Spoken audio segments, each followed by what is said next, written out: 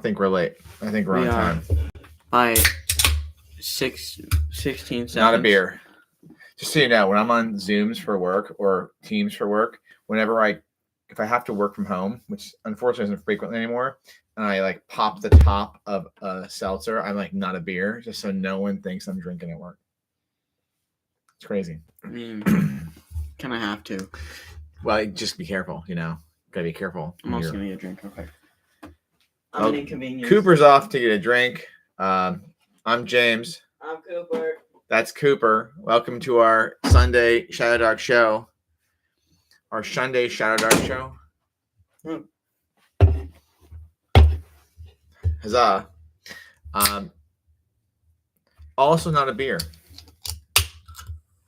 We got orange drink. Are you not allowed to show what it is? It's not like it's monetized. I mean, it's not monetized. I just don't want to. Matter.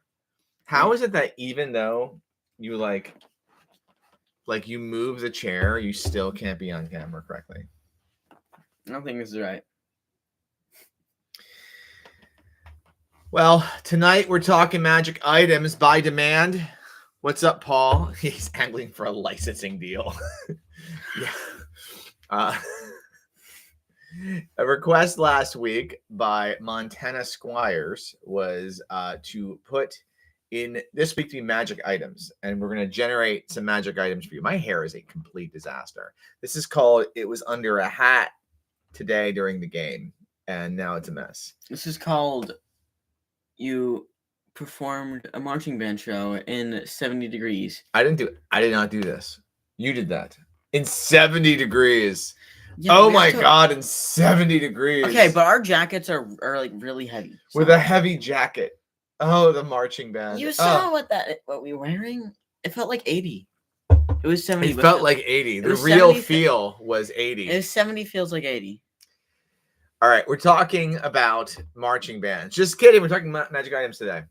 And we're going to do some creation of magic items. We're going to roll them up. We have dice here somewhere. There's dice. We have dice. We have book. We have more dice. We have more dice. Yeah. Also, we have more dice. Do you want to get dice out so we have them ready to roll? I'll get my cool dice. Get your cool dice out. It's not even time for this, but we'll just put this out. We're ready for this. All right. Tales from the table. Let's do this first. Chat's open, by the way, if you get part of the show. Last week, lots of great dialogue back and forth. So we appreciate. Why are you smelling? I don't know, but it smells bad. Let me smell it. Hold on. How inside the Mac? Yeah. This is terrible. Yeah, I wasn't wrong. Any sense? Anyway, a lot of good chatter last week, and fueled us for 2 shows because we have concepts for this week's show and next week's show all ready to go. So Tales from the Table. What did we do in Shadowdark this week? You didn't do anything. No. But I got a hold of Judge Evie, and the 2 of us were up at the Runehammer store in Philadelphia, and I ran an adventure called What Lurks Beneath the Skin, which is a tattoo-themed adventure. I don't want to give too many spoilers for it. The main concept, though, I will say, is that the adventure surrounds party members getting tattoos, and the adventure begins them celebrating their tattoos, and hilarity ensues afterwards. But so we had the pre-gens out, and then I had temporary tattoos out on the table, and the players could choose temporary tattoos. They could put them on if they wanted to. No one did. But each temporary tattoo gives... Sad. I know. It's okay. You leave the stuff to put them on? No, we have it. It's just water.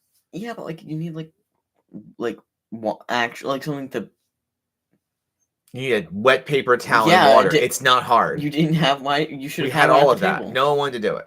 You had it at the table? Anyway, in the adventure, for the duration of the adventure, whenever a character rolls a 20, the superpower, the magic ability on that tattoo activates. So, and that's pretty cool. And that's sort of what happens for these enchanted tattoos. It gives the players for that adventure a something that is a bit of a boon, but there could be some drawbacks in the adventure that the characters discover. And that's, again, I feel like this is an adventure that's designed for a convention or a game store. So the chances are I'll be running it as one of my adventures at Gen Con next year, at least one session of it. So it went really, really well. So I'm hoping to run that there. And I did do some shopping. I got this dice mat. So this is one of those. So these are on sale at the Runehammer store.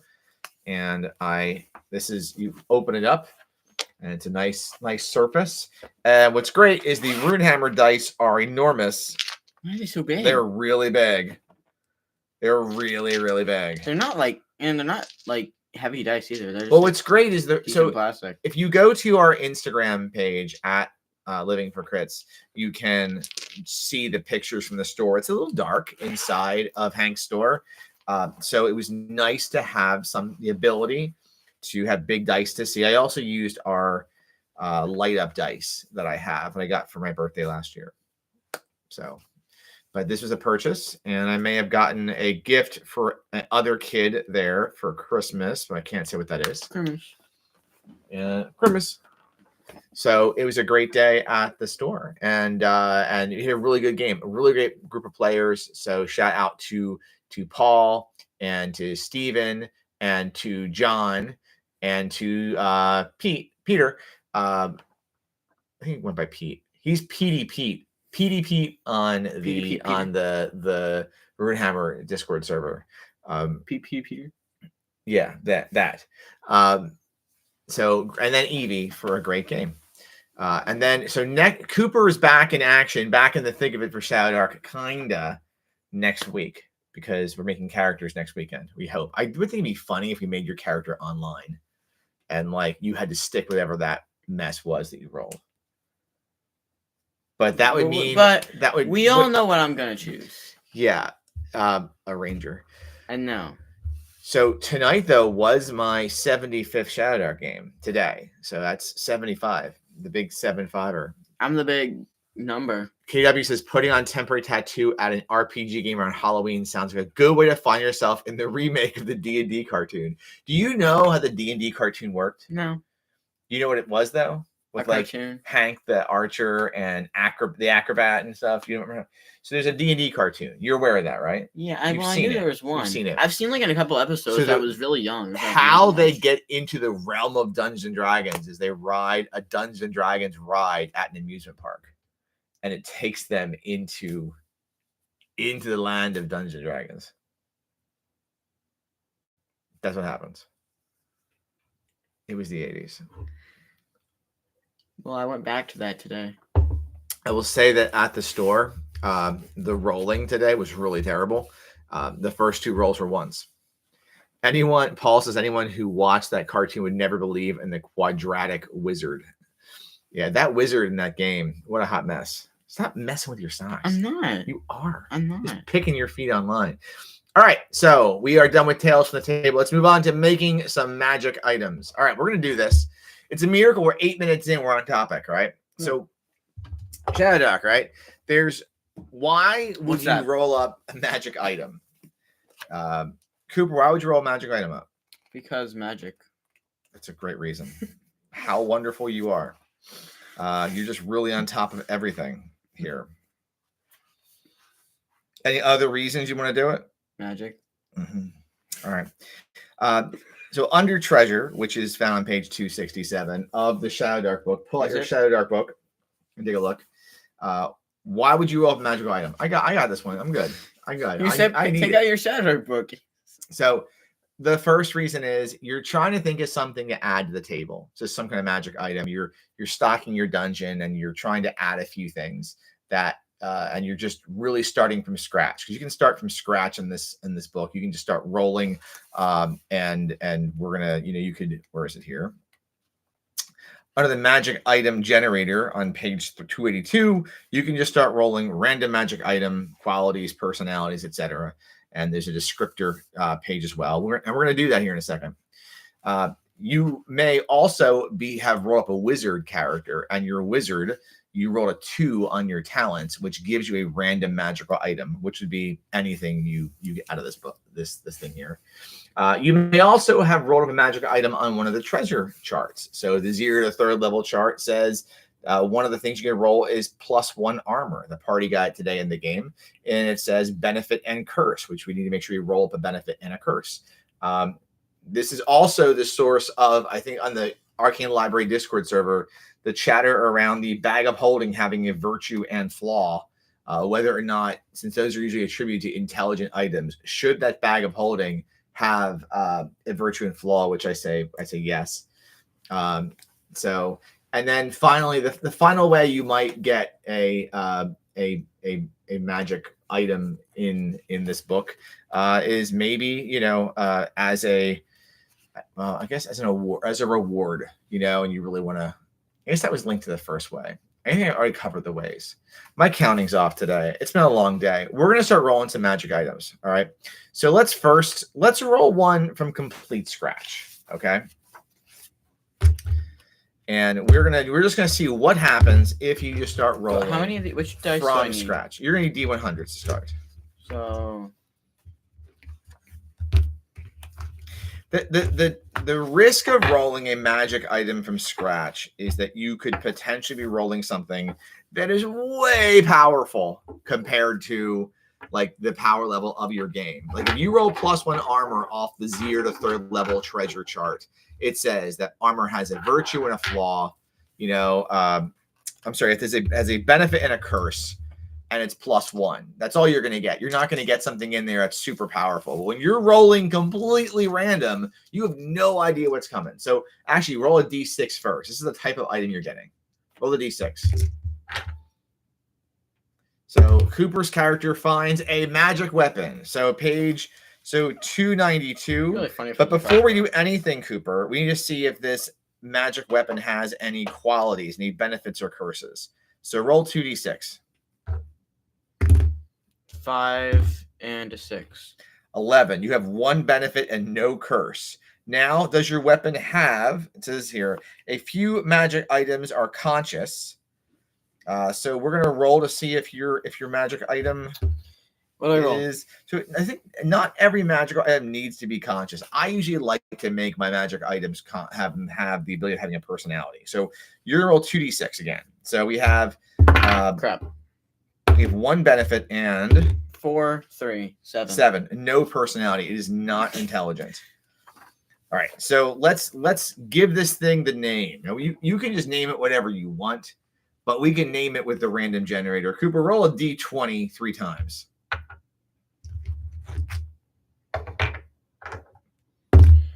11. Okay. 15. 11. All right, so we're going to take out the name. That would be in the Infernal Shield of Time. It might make no sense if you don't get a shield. So we'll call it the Infernal whatever weapon it is of time here. That makes sense. All right, so now we know he's a weapon with a benefit, which already means no downside. This could be a challenge. Cooper, roll a D20. This is a type of weapon that the party has found. So the party found a weapon, and it is a magical 11. Magical 11. A magical javelin. Literally one of the worst magical items you can get. That? No. But it's stupid. No, it's a magical javelin. But it's stupid. Well, roll 2D6. Let's see how stupid it is. Cooper's found a magical javelin. That's a D4 weapon that can be chucked, I believe, right? 8. Isn't a javelin a D4 weapon? Is it D4 or D6? It is a D4 weapon. 8. It is a +1 magical javelin. Roll a D20. It has these features. 9. It is rune scribed. A runed scribed javelin. Runed +1 with 1 benefit. Roll a D12. 5.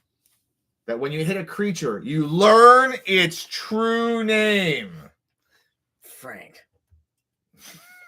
Yeah, it's Frank. Frank the Orc. Holy crap. So true name, when you hit a target and you know its true name, Page 319, the secret unique name borne by a creature and documented in the covenant.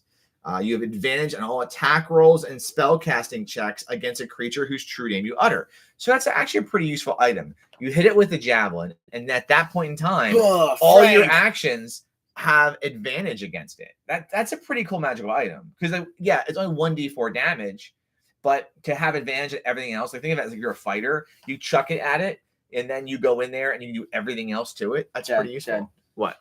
Frank. We have some comments. Paul says the more powerful the item, the more likely is other people know about it. The Bear of Whelm is going to attract attention from lizard folk. And KW says my party found a +1 club that always feels warm to the touch. That's sad. But you know what? Hey, it's better than a regular club. All right. So that is a magical weapon that Cooper has rolled up. Let's pick something else. Let's roll another magical item. No, roll 2d6. We'll roll another magical item. 6. Actually, roll 1d6. Roll it again. 6. Roll it again. We already had a weapon. I already rolled it. Pick something else. I rolled a 6. But we don't want a magical weapon. Roll like 1. Okay. You found armor. Magical armor. That's cool. It's a weapon. That's cool. Now roll 2d6. Is there qualities with this armor? 6. There's one benefit and one curse. All right, cool. So we have something here to look at here. It's more than just benefits. Now, is it intelligent magical armor? 4. No. All right. So we're going to roll some armor. What kind of armor is it? Roll 2d6. 4. It is a suit of leather armor. That's dull. Well, a thief could wear it. Roll 2 more d6. See what kind of armor bonus it gets. 4. It has no bonus. So you all know, you can roll magical armor that has no bonus. So it's just going to have a benefit and a curse. Roll us the feature on this armor. Also a 6. D20.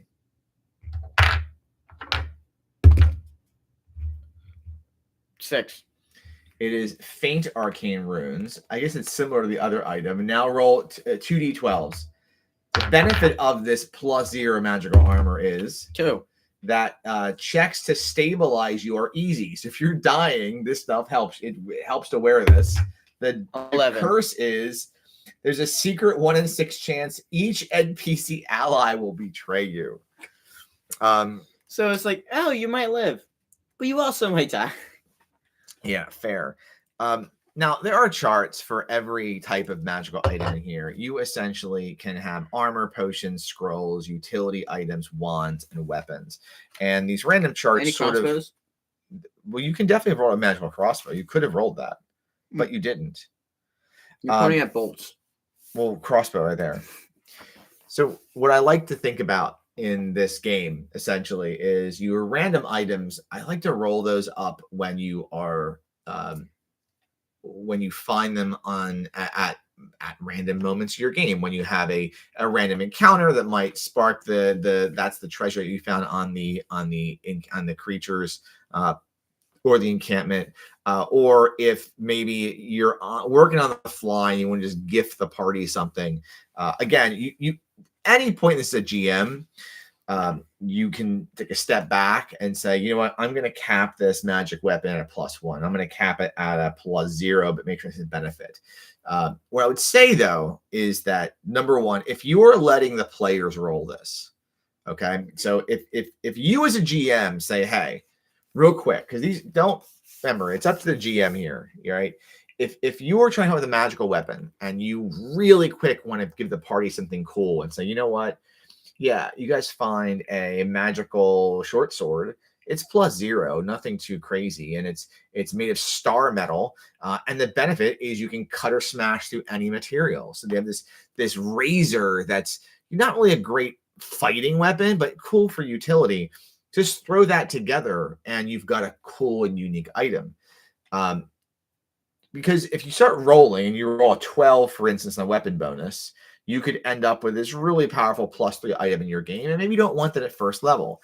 I would say, though, if you're going to let your players roll this, and you're giving them the power to roll this, you need to give them whatever they roll. So if you want to have a good time with your players and say, guess what? I don't care what this is.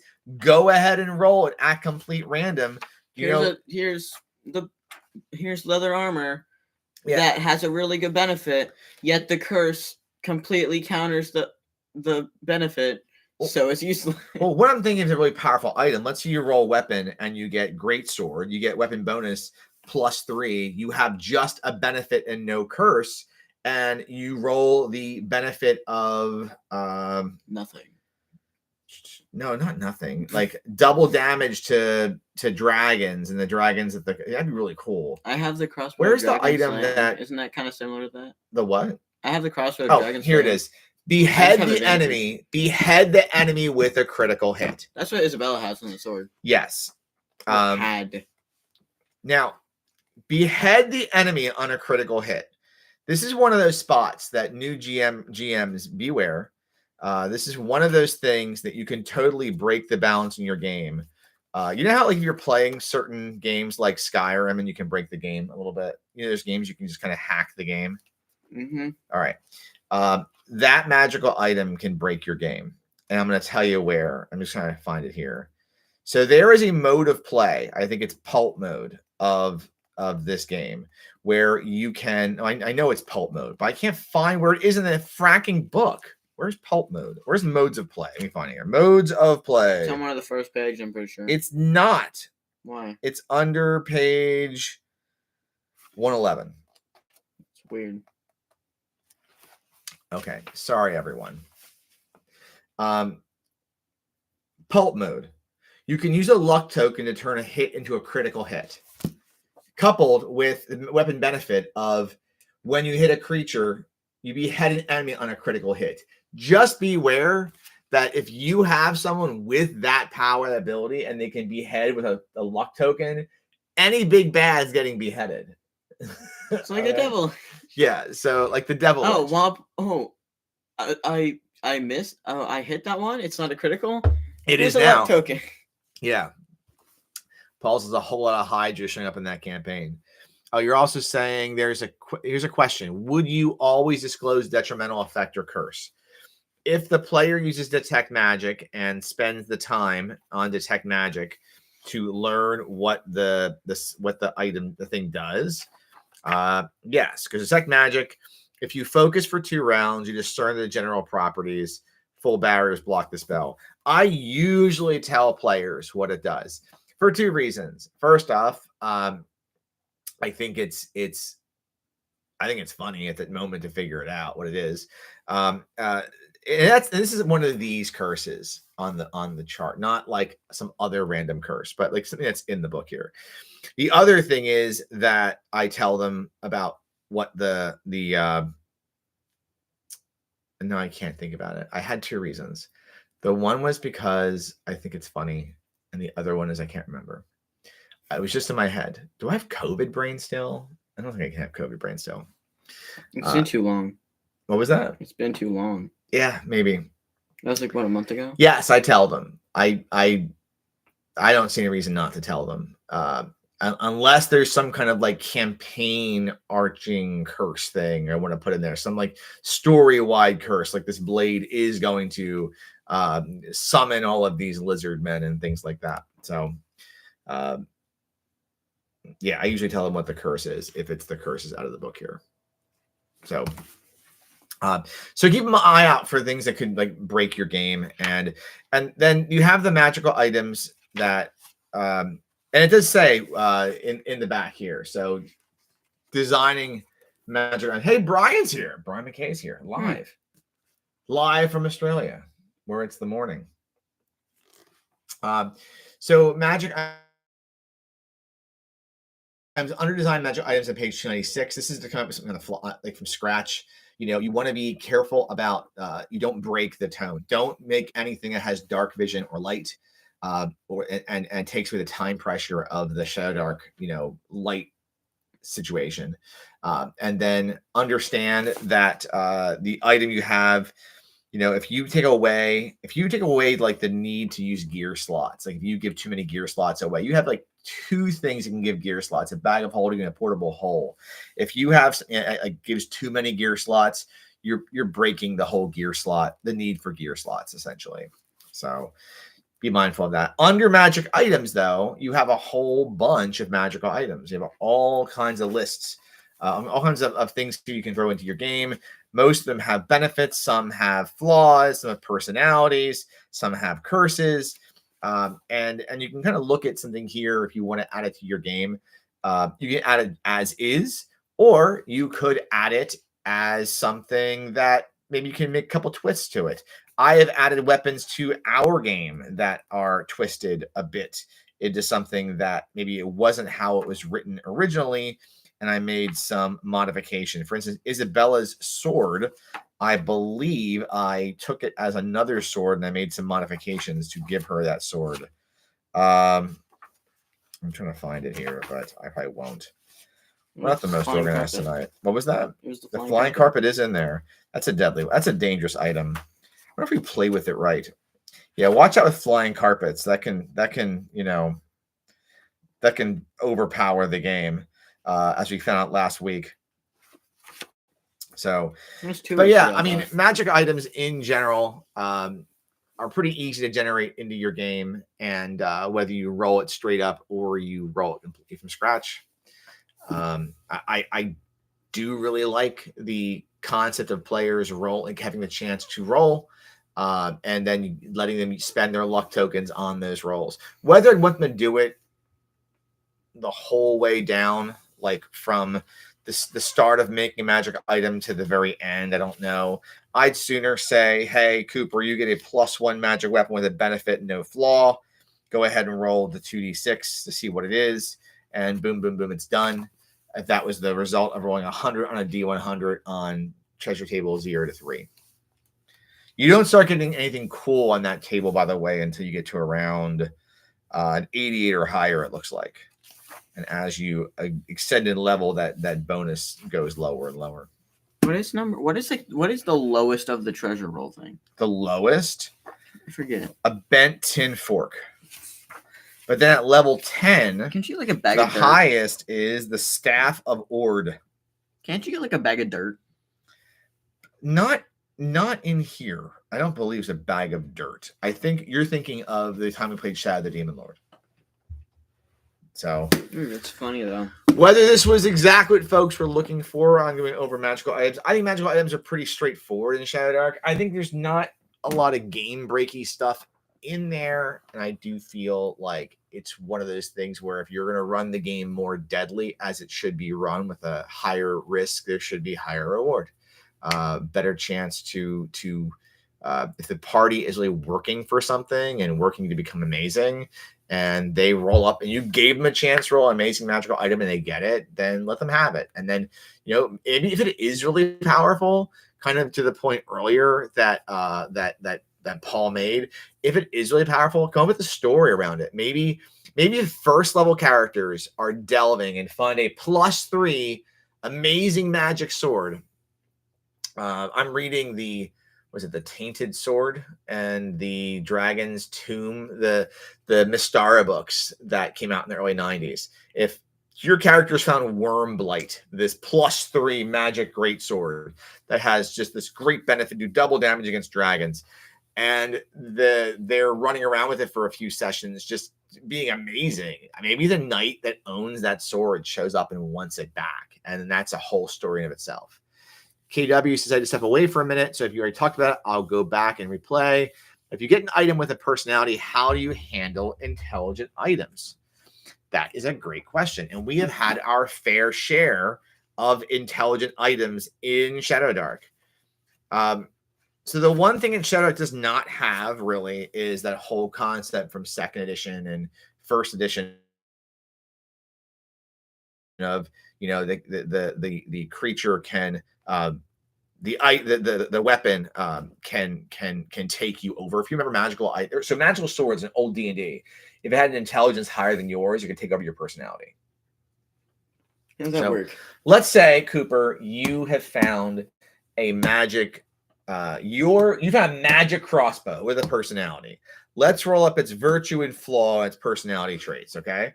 So essentially, if the PC has found a conscious magical item, and it says the GM determines a conscious magical item's alignment. So let's say it's chaotic and it matches his thief. The conscious item may make a contested charisma check to resist or insist on how it's used. So whenever, so let's roll a d20 twice. This is Cooper's new crossbow.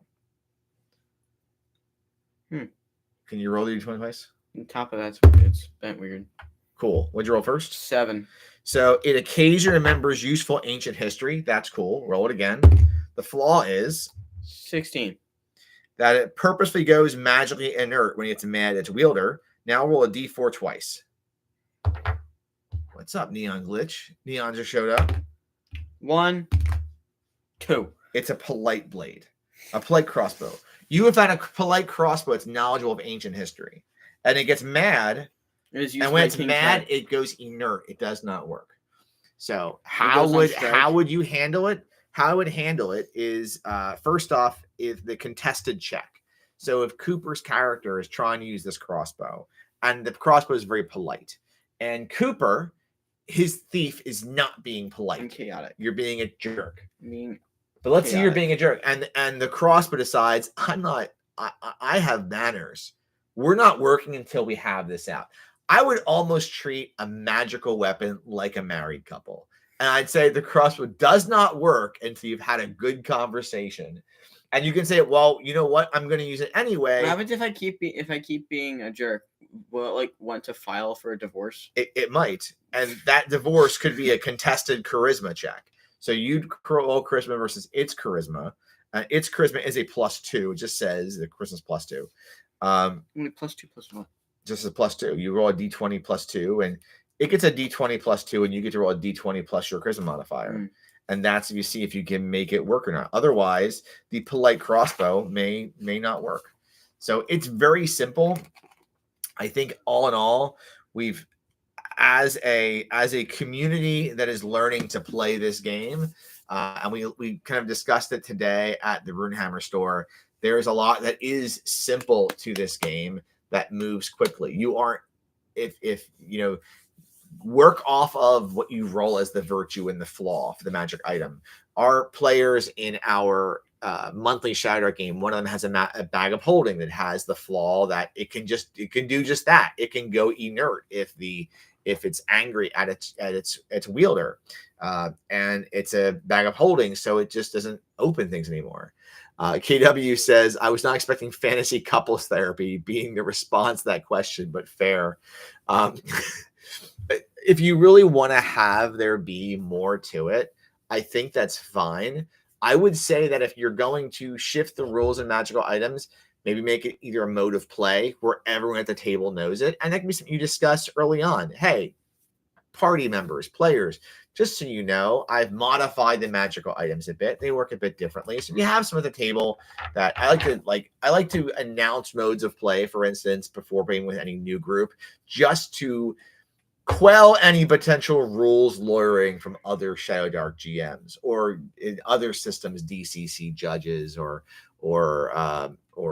you know, other GMs from other games if I'm running that game. But you don't have, again, come up with what you want to come up with too. If this seems too light and too not that important, come up with something totally different. And some of these flaws, it would probably require more than couples therapy. You know, if it has demands its wielder observe its god's strict rituals, and that is the flaw, that's more than just pissing off the weapon. That's, you know what, if you could rule as a GM, if you don't change that you worship Memnon now, well, you can't use my steel. You can't use me as a weapon.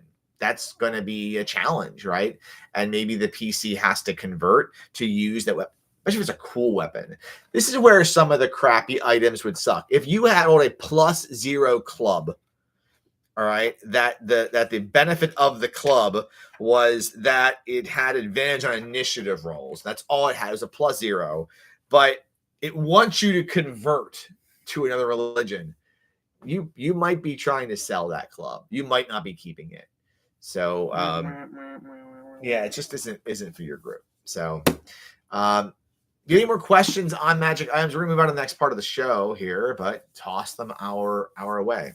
I do think it's I think it's cool that a wizard who rolls a 2 on their talents can roll a magic item at random. But wouldn't it suck if you rolled a cursed +1 club or something like that? That'd be terrible.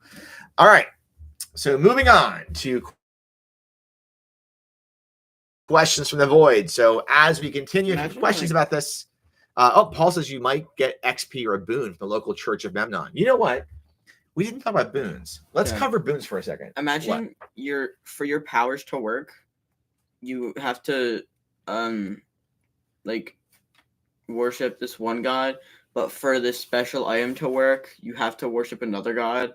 So it's either like you just kind of have to sell it. That's what would be hard for priests. That would make it. Yeah, I mean, if you're a priest and you've always wanted this one magical blade, but it says worship Ord and you worship Ramlan or something like that, it's not going to work.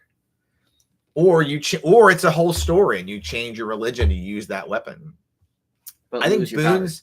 Let's discuss boons here. Paul references them, and we kind of skipped over them. So boons are non-monetary. This is an exact quote. Non-monetary source of value or benefit. It could be an oath, a secret, a blessing, and the XP value is based on the utility. So what a boon would, let's roll up a boon. So roll up a D8. This is a random boon that you would have. 5. A unicorn will heal a grave wound or affliction. That could be a boon. I mean, that's an oath. That's an oath. How about a random blessing? Roll a D12. 10. 10. You are immune to the effects of poison. So take note that there are some magic items as you play the game that have some, I believe, some boons tethered to them. So a scorpion idol has 1 death's sting blessing attached to it. So you can choose essentially to put things into the game that can give blessings, and maybe there's so many blessings in there. Like you can use it so many times to gain Wraith Sight, which is you can see invisible or hidden creatures. There's some things in here are just story based. So maybe there's a magic gate that locks a wizard's keep, but if you knew the name of the true name of the wizard and you can find it and research it, you can get access to the keep, and it requires a quest to go find a library. And if you do all of this stuff, not only can you get into the keep with the password, but you also have the true name on the wizard. So this is page 280 and 281, and I highly recommend giving this a really solid read. I mean, it's just 2 pages, right? But think about ways to give out these oaths, blessings, and secrets to party members as their reward and treasure. Even if it's, maybe the party does something special. Maybe we discussed getting the local Church of Memnon, the boon. Maybe your boon is that you have the death's sting, you're immune to effects of poison for the week or something like that. I like about boons and blessings especially is how those blessings, they kind of remind me of ciphers from the cipher system from Numenera. They aren't going to be game breaking because they're not permanent. So anyway, but yeah, I missed boons and blessings, and we should have talked about that. And we just did. So there we go. All right. So moving on to questions from the void. We have some questions, and Brian has sent us questions. So we're going to go through them here. And I brought some books out to reference up here. Anyone new viewing, again, sorry about my hair. My hair's a mess. Had a hat on earlier because I was running a game with a hat on. And now my hair is a disaster. All right. So from Brian McKay. Aloha, judges. Hope your week was enjoyable and filled with hours of gaming. Here are the questions for the big show. If you were to write a Cursed Scroll zine, do you guys pronounce it cursed or cursed? I say cursed. I prefer cursed.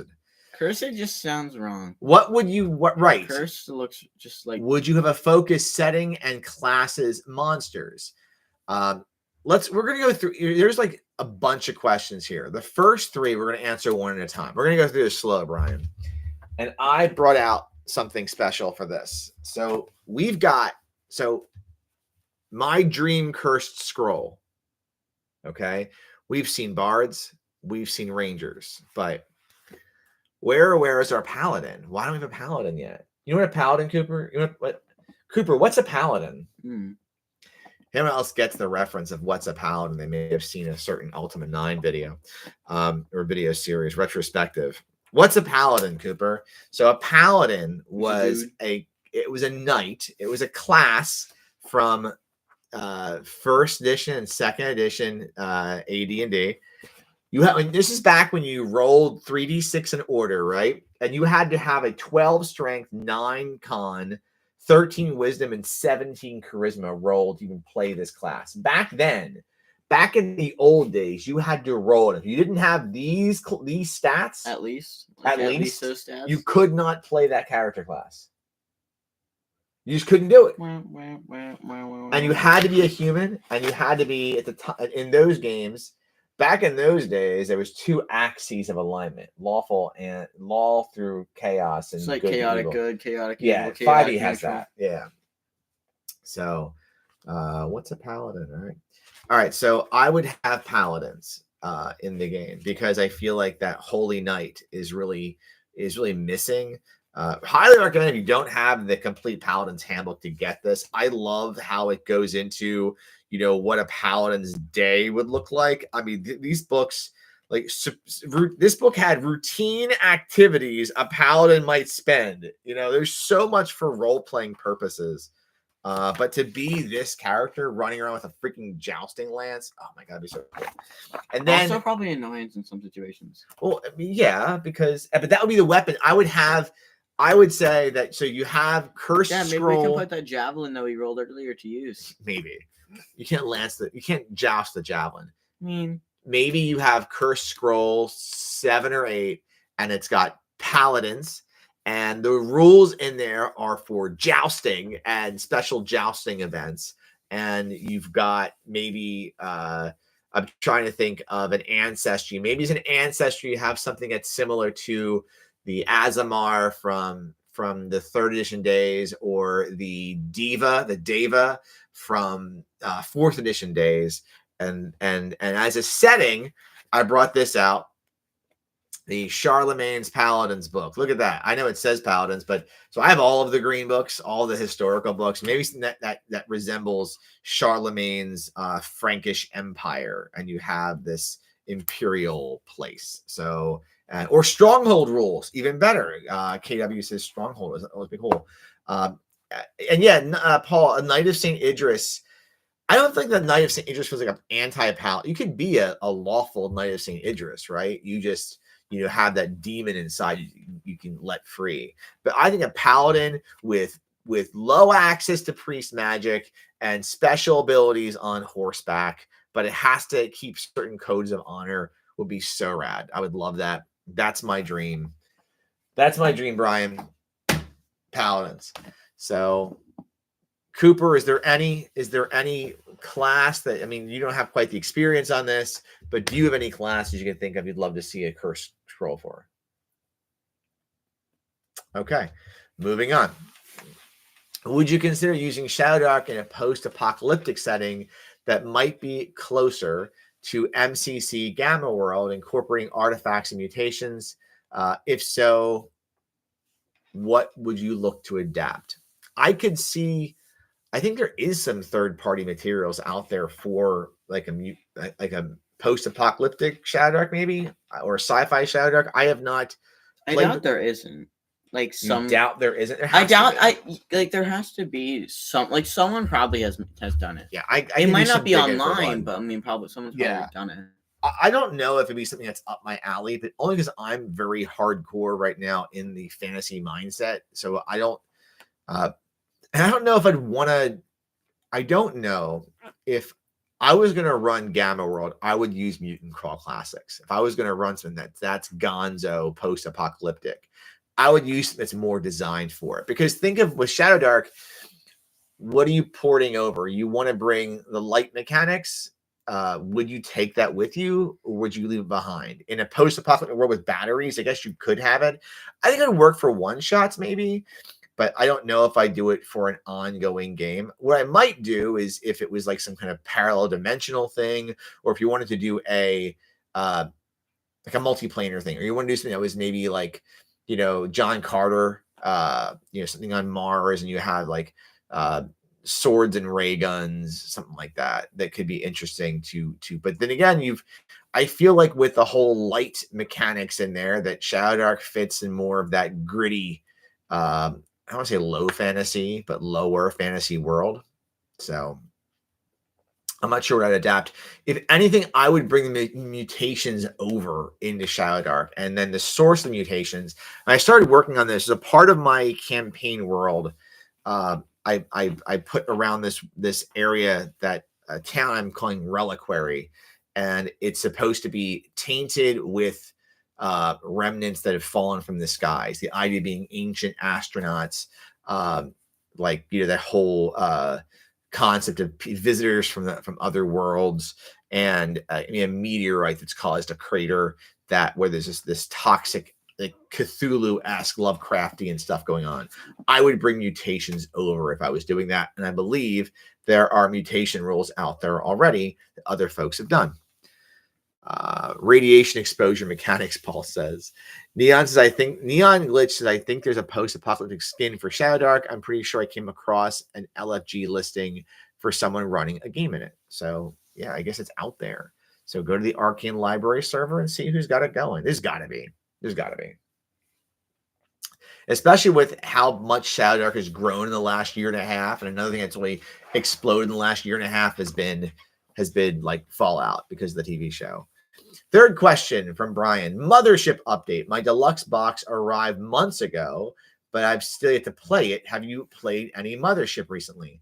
We've done some Mothership. You've played some Mothership. Cooper, Mothership, thoughts? Good.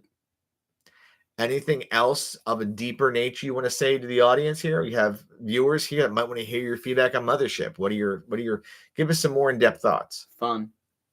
Cool. We've ran quite a bit of Mothership played it, just not recently. In the spring. So. Yeah. We did a little mini campaign.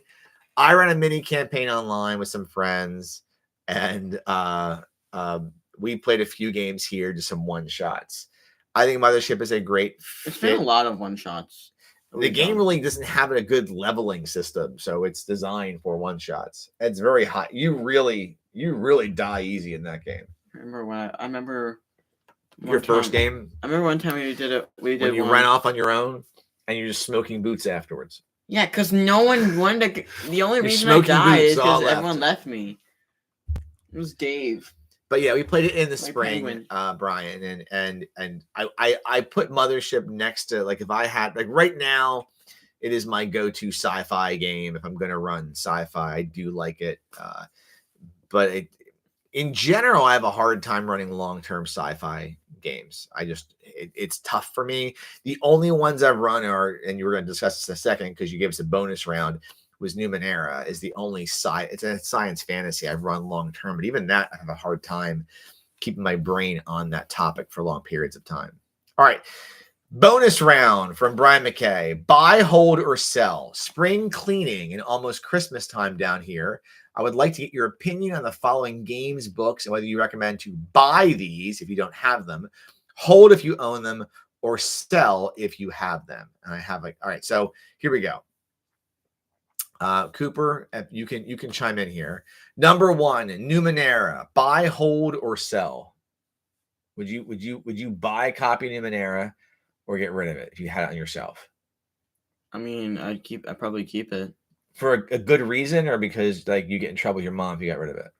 Both. Okay. So both. So I guess Numenera is a keep. If it's the new Numenera, the Destiny and Discovery books, the old one, get rid of that. The old D&D 5e Player's Handbook, I would say sell. And then if you have the new 50th anniversary one, the brand new one, I'd sell that too. And I'd buy Shadowdark or Dungeon Crawl Classics or something else that isn't giving money to that behemoth of a corporate entity at Hasbro.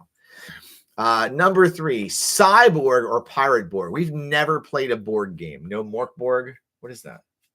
I'm spreading the money from selling stuff. Cool. We've never played a board game, Morkborg or Pirate Board or Cyborg. We never played any board games. Can't speak to that. I guess buy just so we have it to try it.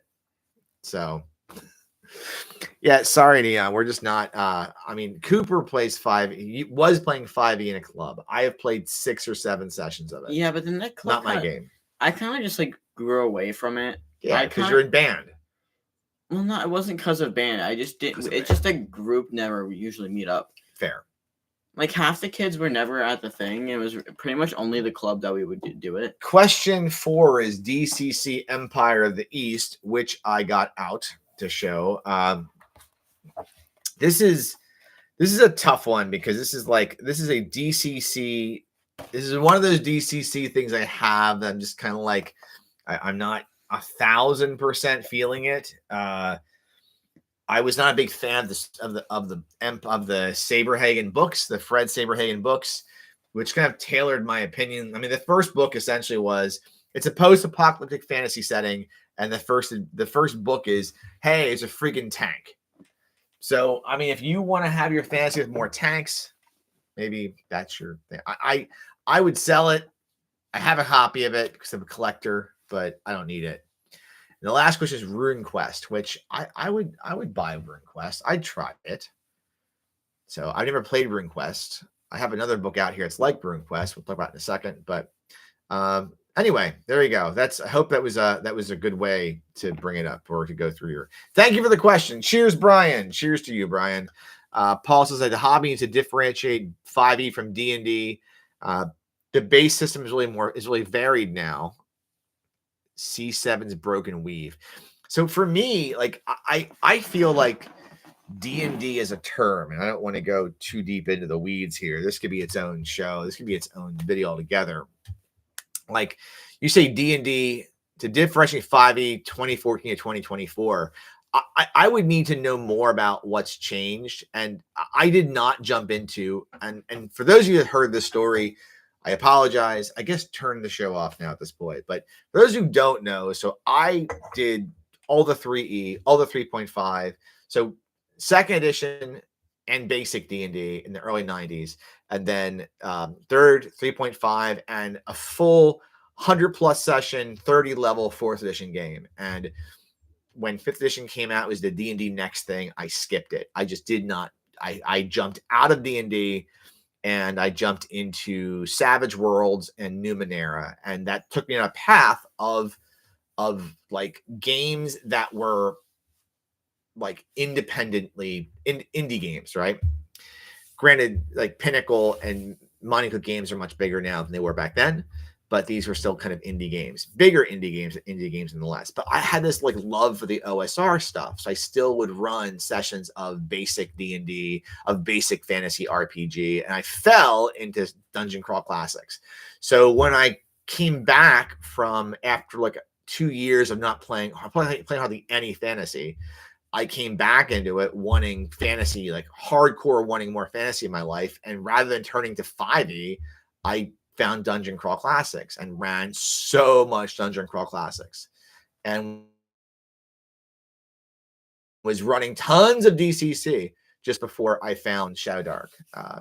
Which I found other things I like in Shadowdark. So I really, really love what the creative outcome and deliverables, to use a corporate word, from the different communities around this old school games. I'm finding it now in Old School Essentials. I found a lot of it back in the DCC days, is how many beautiful things came out from the community that I fully understand that there are amazing things in the 5e side too. So I really try to have this not be a diss against, or like me throwing crap at 5e.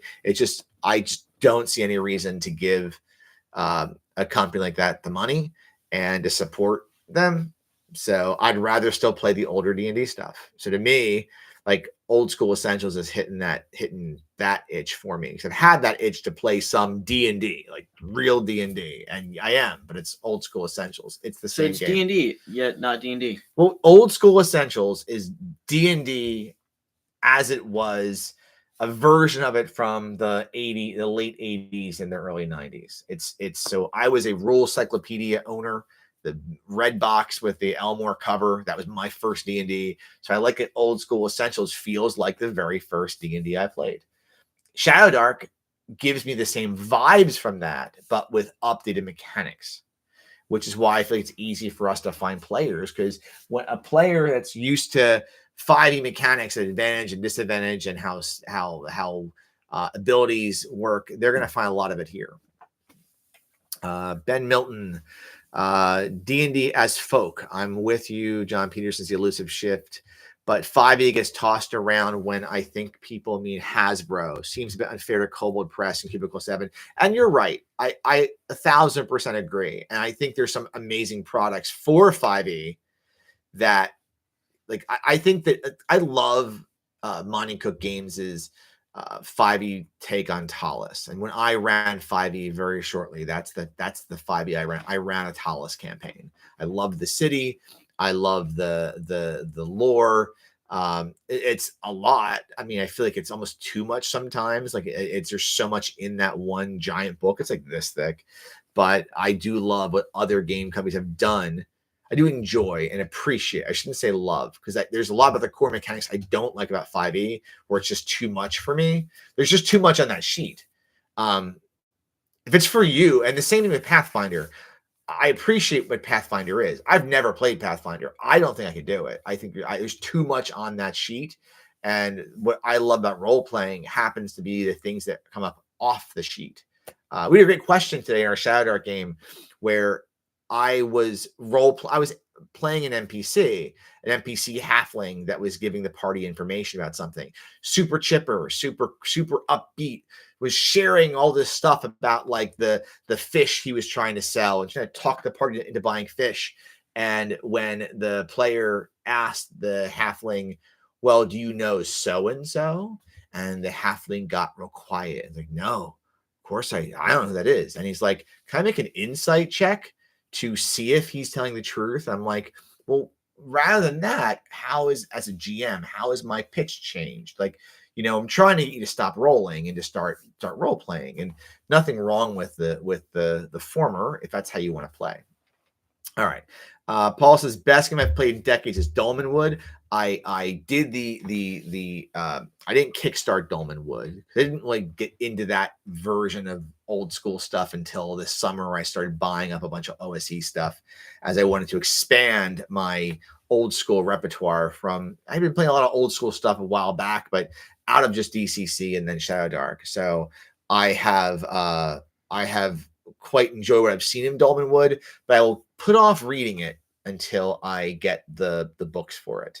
But I am running a weekly OSE campaign. And KW is running a long-term 5e game on Saturdays that'll continue to run as 5e. But after that ends, switching to Shadowdark. Want to switch to Shadowdark. Well, I hope it works for you. I've heard of players.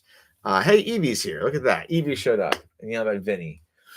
Vinny wasn't the character Evie that was the halfling that was selling stuff. Vinny was the human old guy that was being attacked by something. I don't want to say what it is because they'll spoil the adventure. Say it. No, I want to run the adventure. Give me a hint. No, I'll tell you afterwards. I hope those of you that want to switch to old school games, I hope you can do it. Oh my god, crap! We got like a celebrity here with Jordan being here from. My gosh, like the Saturday morning D&D show host is showing up on my channel, which is amazing.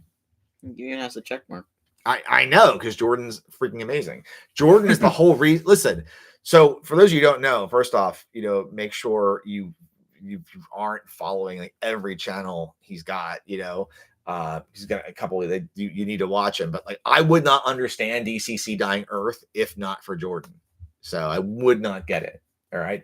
And I was been like watching his OSE stuff because like I kind of jumping into that this summer, so, but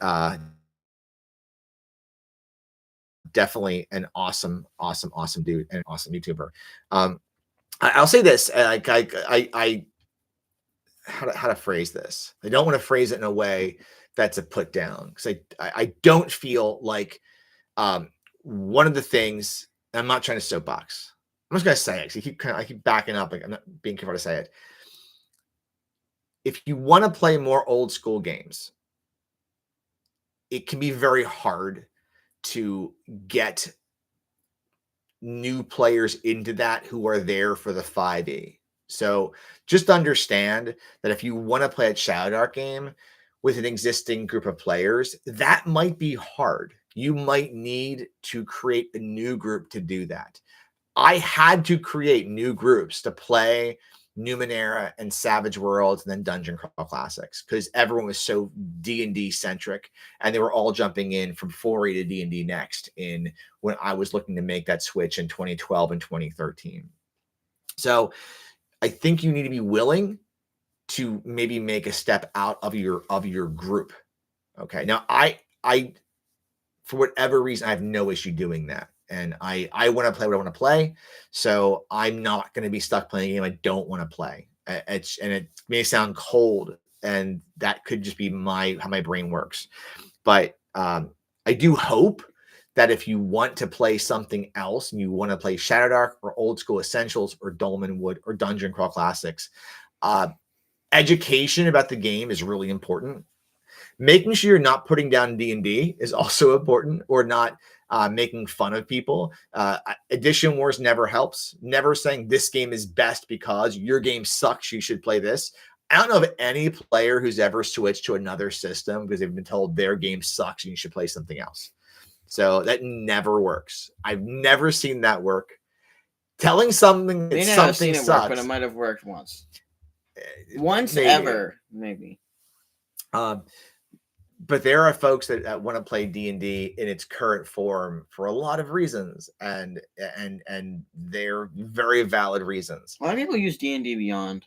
Well, and if you want a system for that, D&D Beyond gets you that. Now, for me, I feel like shadowdarklings.net gets you what D&D Beyond is, but it gets it created by an independent, developer, and it's free. But I do suggest you tip your friendly Shadowdarklings.net. Yeah, the school is paying for it anyways. The school is paying for D&D Beyond stuff. Yeah. Shadowdarklings.net. If you're a new Shadowdark fan. Isn't there a video on the homepage? Yeah. From like a year it is essentially, it is like D&D Beyond for Shadowdark. It is like the Purple Sorcerer of DCC, but for Shadowdark. And it's amazing. So you can go in there and you can just click the button and spit out characters really quickly. So I'm missing lots of chatter. Neon Glitch says, I think that is what's really great about Shadowdark, is that it's a really large right now, and because it feels like a 5e game, 5e players are willing to try it. Fully agree. Having the mechanics that are similar, just like having 3rd edition mechanics made it really easy to grab people for Dungeon Crawl Classics. Say what you will, those folks who say DCC isn't D&D, it's modded 3rd edition. It's what it is. It's stripped down and changed, but it's just 3rd edition essentially, with some mods.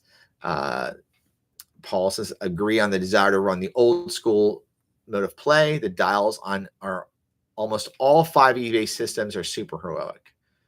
And KW got one of my 5e Saturday players in my Sunday Shadowdark game. Congrats. So I've got an inside woman to help me convince the rest of the group. I think only one will be resistant. Yeah, it could suck to have to change groups and to make some modifications. I don't have any 5e stuffs. I don't have that problem. If anything, it was for me, it was trying to convince people who are playing DCC to come over to Shadowdark. And actually I had a group that was playing weekly games of Savage Worlds at the time. I was trying to shift them into Shadowdark, and we did it for a few games, and it worked okay for a dozen sessions, but it wasn't for everyone at the table. So even that, a bunch of people that were used to playing independent games that weren't 5e, Shadowdark wasn't right for them. So I'm happy to say at least 2 of them are now in my OSE game, on Tuesdays. Two folks that I think would like Shadowdark. Oh, actually, one that did like Shadowdark and one that wasn't in the Shadowdark game we played last year. So anyway, so so there we go. So I think I feel like I've been talking too far on that one. I don't know how we got to this topic, but I don't remember either. Whenever we discuss going to the old school style of gaming, I feel like going on and like having a long chat about it. I just feel like just do a whole video. I'm pretty sure I know I have these old videos called like OS Rebellion that I put out like in 2015 or 16. They are on this YouTube channel's been out. Next year, this YouTube channel's been online for like 10 years. So like there could just be a stream or a video of just you in the chair directly in front of the camera, and I'm like doing something else. And I've done that. Rambling on about. I've done that. Thank you. I mean, like you could have chimed in. All right, we gotta keep this more Shadowdarky. All right, we're gonna wrap things up here. All right, that is our show. So if you stayed for all hour and 5 minutes, you've listened to us ramble. 5 seconds. Next week, Halloween spectacular. So it's gonna be cool. Neon Glitch would show up and ask questions about OSR games. So maybe there is a desire to have maybe we exhaust the Shadowdark. We'll talk more about other OSR stuff in here as well. I don't, but there's so many other OSR channels. I feel like we are like, I'm trying to hit the niche. Baron Grimm. Baron Grimm, I think niche.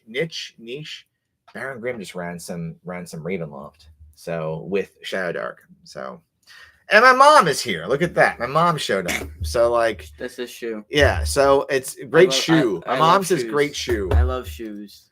It's the only channel where moms show up and all kinds of stuff happens in this channel. All right. So why did I just lose? There it is. I just lost them for a second. There you go. All right. Wrapping things up. All right. So we are getting my mom disconnected. Oh, now she's back. Great show. All right. So next week, Halloween show. So get ready for that. How to do horror in games and all that crap. I have no idea what we're going to talk about. But you could do some Mothership because Mothership's had some horror aspects. This is a Sunday Shadowdark show. Yeah, but we cannot talk Mothership in here. Okay, but we talked about it for a little bit earlier. That was a question from Brian. As Brian's fault. Send questions about Blame it Brian. so that we can talk about it. Oh, you send your questions to shadowdarksundays@gmail.com. It's pinned in the chat. All right, so upcoming events and cons. Getting excited for PAX Unplugged.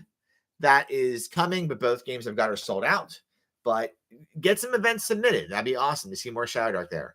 My next Runehammer games, another game at the Runehammer store. It'll be December 15th. If you were in the Philly area, find the Runehammer app and put it on your phone and sign up when it's out there. It'll say Shadowdark with Judge James. All right, so crowdfunding. So there's still time to catch William Murakami Brundage's Laboratory of the Homunculord. You can find the link to that below. Also, just nothing to do with Shadowdark, but I saw that what's it called? The company that makes Call of Cthulhu, that Chaosium is doing a Kickstarter for freaking ElfQuest. I'm a massive ElfQuest fan, like a huge ElfQuest comic book series. Don't you I've read all the books I've read all of the ElfQuest comic books, even the ones I can't get in print. I read online. I played the ElfQuest role playing game. I still have a copy of the ElfQuest role playing game that I have. I used one of those you remember like back in the olden days when you would have your book from school and your mom would put plastic like wrapping around the book. So my mom is here. So my mom helped me cover this thing in that material to protect this book. So like, and I still have all the character sheets for this. I don't think mom ever did that. No, my mom. I don't think my mom did. No, my mom did. Well, yeah, you just explained that. I don't think mom ever did. Anyway, so there's a Kickstarter for another version. This is great because this book here, I'm so worried. It's $19.95 at Walden Books at the Oxford Valley Mall, and I'm sure it's going to cost me more than $19.95 when I kickstart this thing. But I love ElfQuest. not, I guess it would be kind of old schoolish, right? Being just the way the play style is. I think it works like the RuneQuest games do, but I never played RuneQuest, but I've played ElfQuest. Not really connected. The quest does not mean the same thing, but interesting. Anyway, so as we wrap things up here, thank you for joining. Until next time, make sure you tip your bard, tip the wandering merchant, and we are off to go sacrifice yet another poor, sad goat to Shun the Vile. So many goats. So many goats. Good night, everyone.